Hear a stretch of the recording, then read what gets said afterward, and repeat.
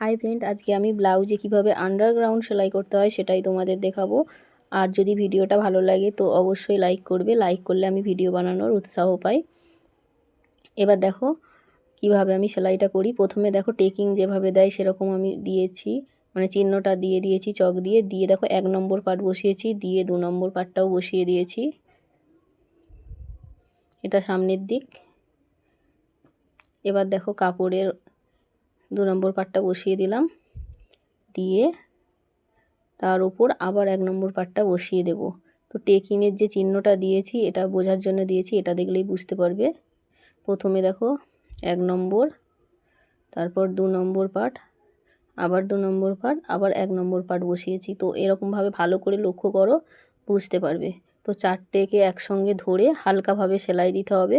আর এই রকমভাবে সেলাই করতে গেলে যখন কাটিং করবে তখন লাইনিং আর কাপড় একই মাপের কাটতে হবে, বেশি কম হলে হবে না।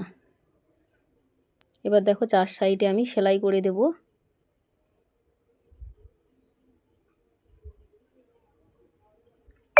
দিয়ে এবার টেকিং যেমন দেয় 1/2 ইঞ্চি দূর থেকে সেরকম টেকিং দিয়ে দেব।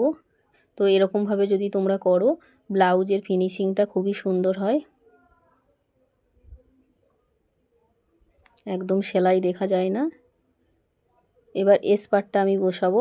প্রথমে এস পার্ট যেমন বসাই সেরকমভাবে দেখো লাইনিংটা আমি বসিয়ে দিয়েছি, দিয়ে এস পার্টটাও আমি বসিয়ে দিচ্ছি। দেখো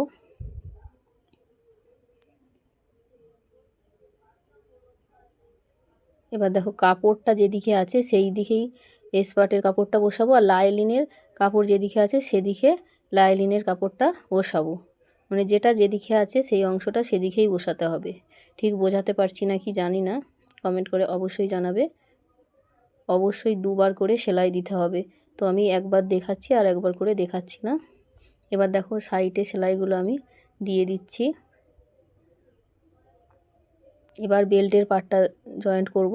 দেখো এই যে বেল্টের শেপ দেওয়া আছে এটা সামনের দিকে বসবে আর এটা সোজা দিকে বসবে। বেল্টের কাপড়টা যেটা কাপড়ের দিকেই বসবে, আর লাইনিংয়ের অংশটা লাইনিংয়ের দিকেই বসবে।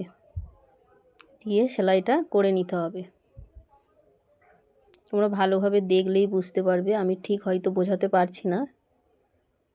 সেলাই হয়ে গেছে। এবার 4 সাইডে আমি বেল্টের পার্টটাও সেলাই করে নিয়েছি। দেখো কত সুন্দর হয়েছে, একদম সেলাই দেখা যাচ্ছে না। এরকমভাবে করলে খুবই সুন্দর হয়। তো তোমরা একবার করে দেখতে পারো। নমস্কার।